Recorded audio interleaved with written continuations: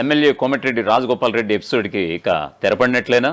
నిజంగా ఆయన ముఖ్యమంత్రి రేవంత్ రెడ్డిపై ఆయన శాంతి మంత్రం జపించారని అంటే గనక ఎస్, ఈరోజు కొన్ని గంటల క్రితం చూసుకుంటే గనక మీడియా వేదికగా ఆయన చేసినటువంటి మాటలు చాలా దీనికి తార్కాణంగా నిలుస్తున్నాయి.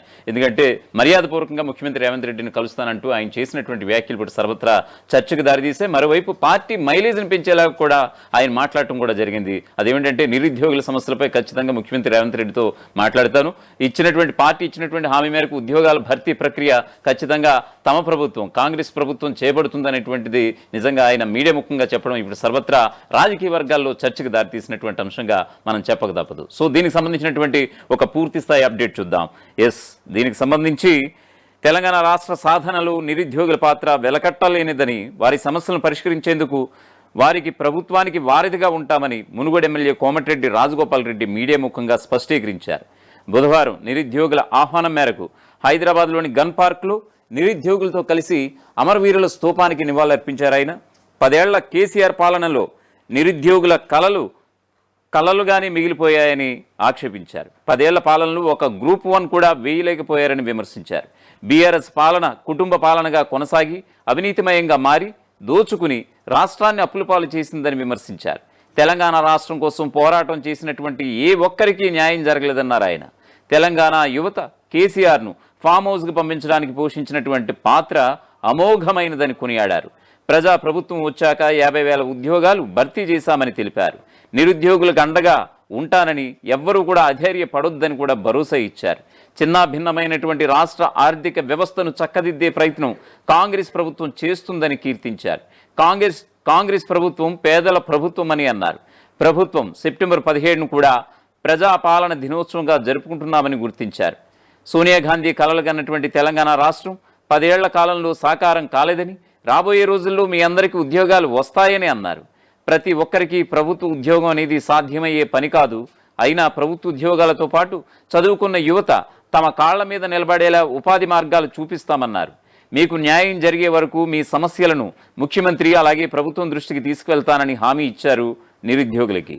సో నిరుద్యోగులకు ధైర్యం చెప్పడానికి నేడు నేను ఇక్కడికి వచ్చానని కూడా ఆయన వెల్లడించారు. మీ సమస్యలు వినడానికి అవసరమైతే సెంట్రల్ లైబ్రరీకి, అశోక్ నగర్ చౌరస్తాకి, దిల్సుఖ్ నగర్కి వస్తానని కూడా చెప్పుకొచ్చారు.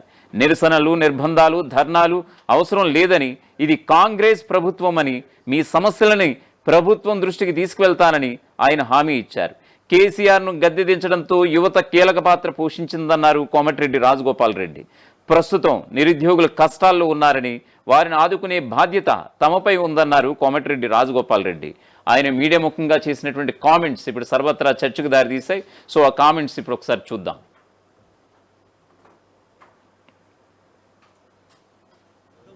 నిరుద్యోగ యువకులు చాలామంది వచ్చి తప్పకుండా మాకు న్యాయం జరిగే విధంగా మీరు ప్రభుత్వంతో మాట్లాడాలి అంటే, ఈరోజు హైదరాబాద్లో ఉన్నాం కాబట్టి సెప్టెంబర్ 17th అమరవీరుల స్తూపం దగ్గరికి నివాళులు అర్పించడానికి వస్తే అక్కడికి రండి.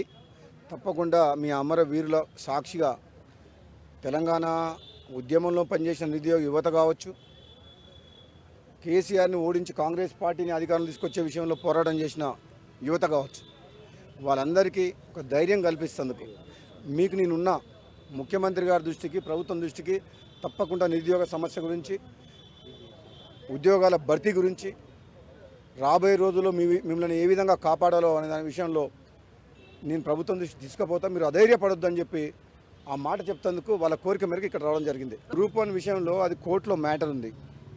ప్రభుత్వం అప్పీల్ చేయాలనుకుంటుంది. అన్యాయం జరిగిన విద్యార్థులు ఆ పరీక్ష దిద్దే విషయంలో కానీ కొంచెం అవకతవకలు జరిగినాయని చెప్పి ఆందోళన చెందుతున్నారు.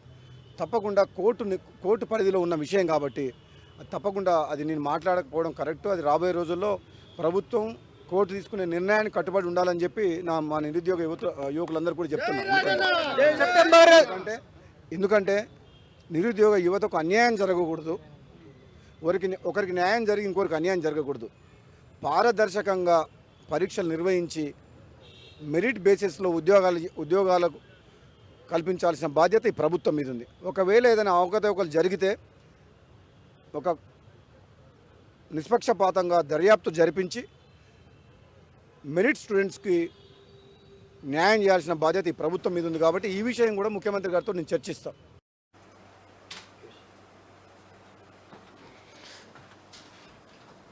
ఎస్, దీనికి సంబంధించినటువంటి పూర్తి స్థాయి అప్డేట్స్ ఇవ్వడానికి మా ప్రతినిధి శ్రీశైలం ఫోన్ లైన్లో అందుబాటులో ఉన్నారు.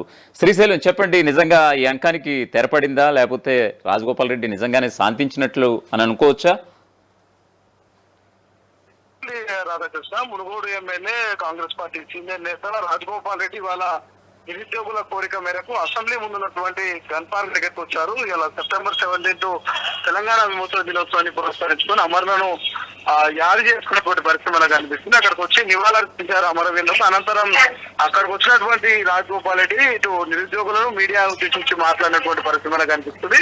ఇది ఇందిరమ్మ పాలన, ప్రజాపాలన. ఇప్పటికే కాంగ్రెస్ ప్రభుత్వం 50,000 పైచులకు ఉద్యోగాలు ఇచ్చింది. భవిష్యత్తులో మరిన్ని ఉద్యోగ కల్పన ఇవ్వాల్సినటువంటి అవసరం ఉంది.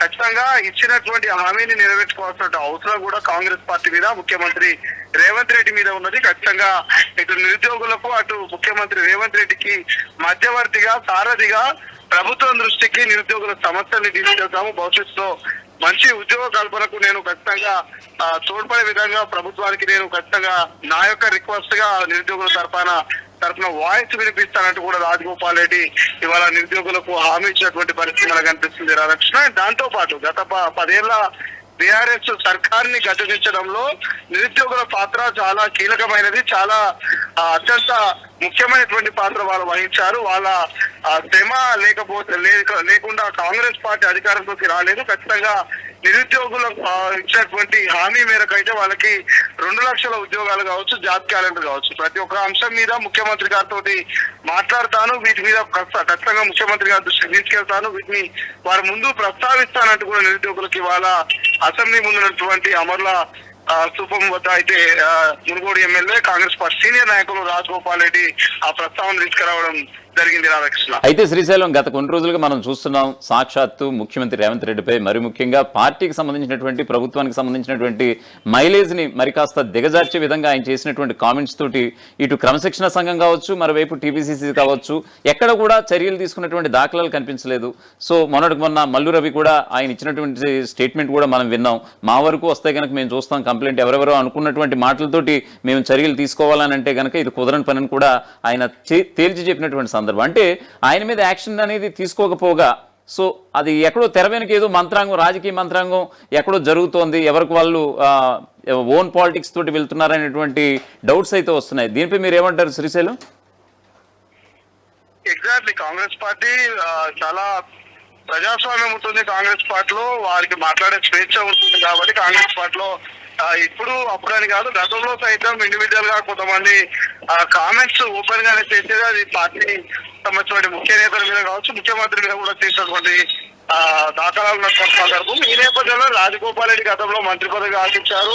మంత్రి పదవి ఇస్తామని కూడా కాంగ్రెస్ పార్టీ అధిష్టానం గతంలో హామీ ఇచ్చింది. హామీ మేరకు రీసెంట్ గా జరిగినటువంటి మంత్రివర్గ విస్తరణలో రాజగోపాల్ రెడ్డికి అవకాశం ఇవ్వకపోవడమే ఆయన కొంత అసంతృప్తిగా ఉన్నట్టుగా తెలుస్తుంది. ఆ నేపథ్యంలోనే కొంత పార్టీకి వ్యతిరేకంగా కొన్ని కామెంట్స్ చేస్తున్నారంటూ కూడా ఒక చర్చ జరుగుతుంది. బట్ ఎక్కడ కూడా క్రమశిక్షణ కమిటీ చైర్మన్ గా ఉన్నటువంటి మల్లు రవి దృష్టికి ఈ యొక్క ఫిర్యాదు రాకపోవడం, మల్లు రవి కూడా చూస్తుంటే అక్కడ వదిలేయడము, కాంగ్రెస్ పార్టీ కూడా కామన్ గానే ఆశించినటువంటి పదవులు రానప్పుడు నేతలు అలగడము, వారిని బుజ్జగించడం ఇటువంటివి జరుగుతూ ఉంటాయి. కాబట్టి కొత్త రాజగోపాల్ రెడ్డిని అయితే కాంగ్రెస్ పార్టీ కావచ్చు, ఇటు మంత్రివర్గం కావచ్చు, ముఖ్యమంత్రి కూడా లైట్ తీసుకోవాలని తెలుస్తుంది. బట్ రాజగోపాల్ రెడ్డి మాత్రం ఇంకా కేబినెట్ లో అవకాశం ఉంది నేపథ్యంలో భవిష్యత్తులో ఆయన మంత్రి పదవి వస్తుందేమనేటువంటి ఆశతోటే ఆయన ఈ రకంగా పార్టీకి, ఇటు ప్రభుత్వానికి వ్యతిరేకంగా కొన్నిసార్లు స్టేట్మెంట్లు ఇస్తున్నారు. ఆయన ఓన్ గా ఇండివిజువల్ పర్సనాలిటీ, ఇండివిజువల్ గ్రోత్ ని ప్రజల్లోకి తీసుకెళ్లే ప్రయత్నం చేస్తున్నారు. చర్చ కూడా జరుగుతుంది Radhakrishna. Okay Srisailam, thanks for updates. మొత్తానికి ఇది పరిస్థితి.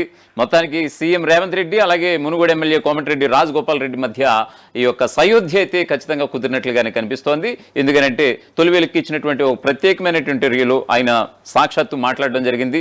ఖచ్చితంగా రేపో మాపో ఖచ్చితంగా నిరుద్యోగుల సమస్యలపైన ముఖ్యమంత్రి రేవంత్ రెడ్డిని మర్యాదపూర్వకంగా కలుస్తాను. ఖచ్చితంగా పార్టీ అయితే హామీ ఇచ్చింది. ఆ హామీ మేరకి ఉద్యోగాల భర్తీ ప్రక్రియ అయితే ఖచ్చితంగా తమ ఆధ్వర్యంలో నడుస్తున్నటువంటి కాంగ్రెస్ ప్రభుత్వం తప్పక నెరవేరుస్తుంది, మీరు ధైర్యంగా ఉండండి అంటూ కూడా నిరుద్యోగులకి పార్టీ తరపున మరి ముఖ్యంగా ఆయన వకల్దా పుచ్చుకుని ముఖ్యమంత్రి రేవంత్ రెడ్డి దగ్గరికి వెళ్తానని డైరెక్ట్గా ఆయన చెప్పడం చూస్తుంటే ఖచ్చితంగా ముఖ్యమంత్రి రేవంత్ రెడ్డిపై మాటల యుద్ధం ఇక సమస్య పోయింది. ఇంకా రాజగోపాల్ రెడ్డి ఇంక ఇటువంటి కామెంట్ చేసేటువంటి అవకాశాలు అయితే లేనే లేవు అనేది చాలా, అంటే ఇటు టీపీసీసీ నుంచి కావచ్చు, మరోవైపు గాంధీ భవన్ వర్గాల నుంచి కావచ్చు, మనకు అందుతున్నటువంటి సమాచారంగా చెప్పొచ్చు దీన్ని.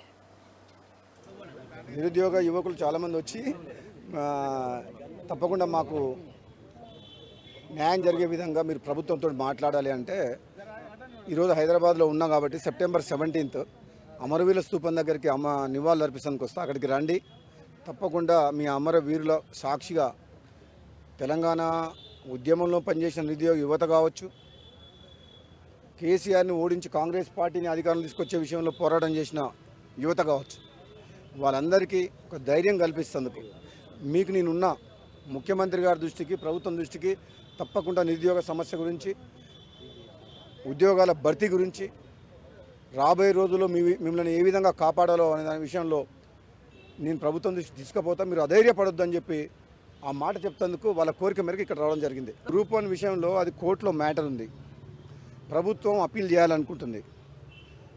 అన్యాయం జరిగిన విద్యార్థులు ఆ పరీక్ష దిద్దే విషయంలో కానీ కొంచెం అవకతవకలు జరిగినాయని చెప్పి ఆందోళన చెందుతారు. తప్పకుండా కోర్టు పరిధిలో ఉన్న విషయం కాబట్టి తప్పకుండా అది నేను మాట్లాడకపోవడం కరెక్ట్. అది రాబోయే రోజుల్లో ప్రభుత్వం కోర్టు తీసుకునే నిర్ణయానికి కట్టుబడి ఉండాలని చెప్పి మా నిరుద్యోగ యువకులందరూ కూడా చెప్తున్నారు. ఎందుకంటే నిరుద్యోగ యువతకు అన్యాయం జరగకూడదు, ఒకరికి న్యాయం జరిగి ఇంకొకరికి అన్యాయం జరగకూడదు. పారదర్శకంగా పరీక్షలు నిర్వహించి మెరిట్ బేసిస్లో ఉద్యోగాలకు కల్పించాల్సిన బాధ్యత ఈ ప్రభుత్వం మీద ఉంది. ఒకవేళ ఏదైనా అవకతవకలు జరిగితే ఒక నిష్పక్షపాతంగా దర్యాప్తు జరిపించి మెరిట్ స్టూడెంట్స్కి న్యాయం చేయాల్సిన బాధ్యత ఈ ప్రభుత్వం మీద ఉంది. కాబట్టి ఈ విషయం కూడా ముఖ్యమంత్రి గారితో నేను చర్చిస్తాను. అసలైన తొలి వెలుగు. ఫాలో వాట్సాప్ @తొలి వెలుగు official.